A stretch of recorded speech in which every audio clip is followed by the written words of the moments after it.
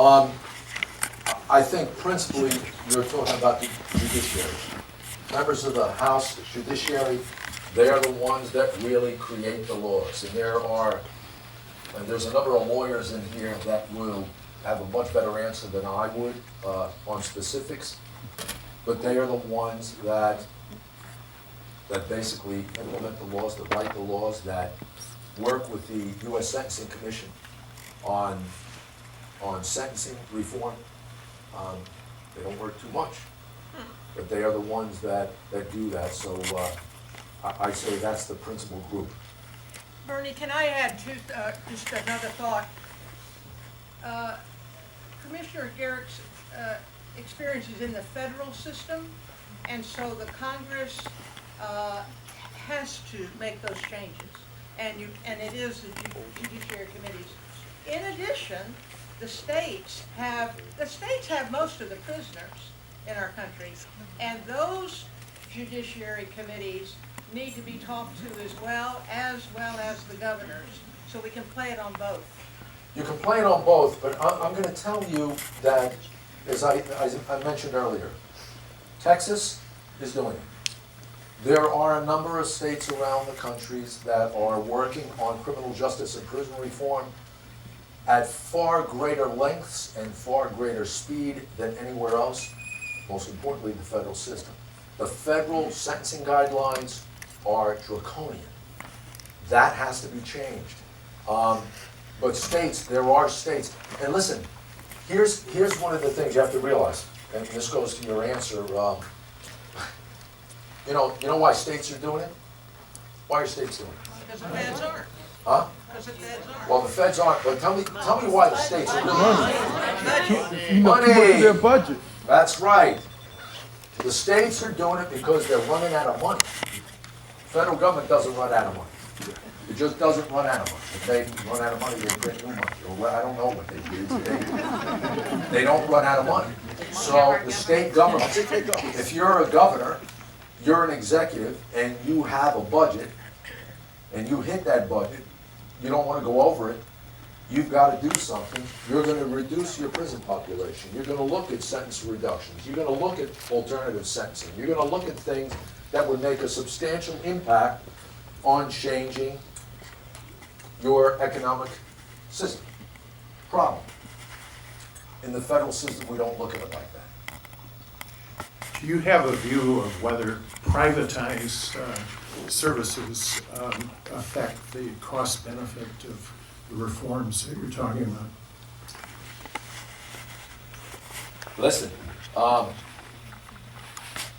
if there's one detriment to this entire problem, it's the amount of money that is generated by the prison industry. Anybody have any idea what that number is on an annual basis? $80 billion. $80 billion. And there are private correctional services, some of which I would agree with, some of which I think are needed in certain capacities, certain categories. But I have to tell you, 2 years ago, while I was in prison, 2 years ago, a private correction provider sent a letter and a proposal to various states around this country, and they called for and said, we will take over your state correctional operations at a reduced cost under what you're paying now, with one caveat. You have to guarantee us a 20-year contract with a 90% occupancy rate. Well, let me tell you something. If I did that on Rikers Island, if I signed a contract like that on Rikers, the only way I could guarantee 20 years at a 90% occupancy rate, the only way I could guarantee that is I'd have to do something bad. I'd have to violate every prisoner. I'd have to make sure that they never got out until the day they were discharged, no incentivized good time. I'd have to get them out of the court and into the system as quick as possible. I'd have to do everything in my power to violate the Constitution of the United States to guarantee that I kept that contract intact. There's no way you'd have, what do you have, ESP? You know what the prison population is going to be like in 10 years from now? You don't. You can't sign a contract like that. But it was out there. Money is a generator for the industry, and that in many areas is a problem. Bernie, thank you for giving us this amazing perspective. And I think a lot of us here have gained a lot of perspective, some new, some old. But I think a question that probably a lot of us are thinking is, what can we do now to try to help this? What can we do now by leaving today and go tomorrow and do something? It all depends on the legislators. It all depends on Congress. You have to look at who's addressing these issues, who's serious. You know, a lot of these congressional leaders, they will tell you privately that I'm right. Will they say it publicly? No. Far and few between. It's just not going to happen. They are scared to death of looking soft on crime. They've got to get over that. Being soft on crime, this is not being, fixing the system is not being soft on crime. It's being smart on crime. Fixing the system is helping families, is reducing the tax burden on the American public. It's helping those men and women that are incarcerated really get out and try to make a life for themselves. Fixing the system will help fix society and help society. Doing nothing because you're afraid of being soft on crime does nothing but hurt the system, families, children, and your pocket. Excuse me. Yeah, I'm sorry. Thank you. Mr. Kerik, thank you very much for your comments. I have a comment and a question. The comment is that tomorrow, the Senate Judiciary Committee will be marking up a very critical piece of legislation, the Smarter Sentencing Act, bipartisan legislation that will in fact serve to reduce mandatory minimums and some other reforms on the front end. And my understanding is that several weeks from now, there might possibly be a markup on some back-end legislation sponsored by some key Republicans. So the needle is beginning to move just a little bit. But my question is that why is it that influential persons such as yourself or American Conservative Union Pat Nolan or Justice Fellowship's Chuck Colson or Craig DeRoche, why is it that people tend to see the light after they've been personally impacted? What can be done so that influential people such as yourselves will see the light without you all having to go to prison first? You know what has to happen? People have to be educated. It's embarrassing for me to say that many of these things I did not see, and I have to be honest, I didn't care about because it had nothing to do with me. I didn't see it. I didn't feel it. I didn't understand it. My job was to arrest, investigate, take bad guys off the street. And the things I have done, I don't really have a problem with the things I've done.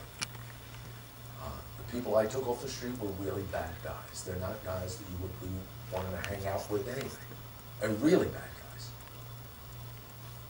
The problem is we have now evolved into a society where we believe everybody's a bad guy. Those commercial fishermen and those young black kids out of Baltimore and DC, we treat them exactly the same as I did the Cali cartel members that I kidnapped out of other countries to bring them back here and stand for justice. Is it fair? No, it's not fair. The problem is we have blinders on when it comes to justice. The problem is that our prosecutors, as well-intended as they may be,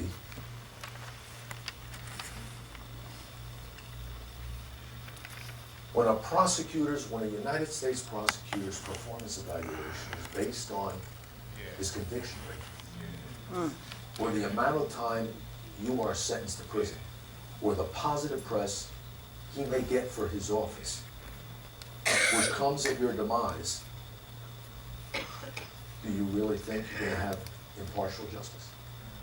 Unbiased investigations, fairness? And I have to tell you, I don't know what the answer is. I don't know how that gets fixed. But the system allows it to happen. U.S. federal prosecutors, state prosecutors in most states, they have a sovereign immunity. There is no accountability for misconduct unless it's extreme. Is that fair?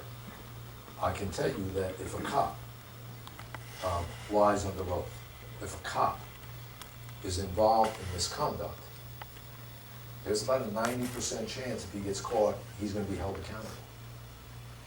That doesn't really happen in the prosecutorial world. And I'm not blaming any one prosecutor. I'm not saying it's all of the prosecutors. But what I do know, statistical reports show in a number of different venues that only 2% of the prosecutors that's found to be engaged in some misconduct are reprimanded or held accountable. That's not fair. So there's, I think a lot of it has to do with education. I think a lot of it has to do with opening the eyes of others to make them understand what the system really does to people on the outside, what it does to children. And if any of those congressional leaders, if they want to know, I tell them go down to Cumberland, Maryland, and go into the visit house on a Friday evening or a Saturday morning, and just sit in that visit house and watch those kids with their parents. Come out of there 2 hours later and tell me that it's all okay. It's not okay. It's not okay. It's not working. I'm not saying that we can't enforce the laws. I'm not saying that we can't hold people accountable. I'm not saying that. People can be held accountable. People should be held accountable when they make a mistake or they break the law. But the bottom line is the punishments do not fit the crime. And that has to be fixed.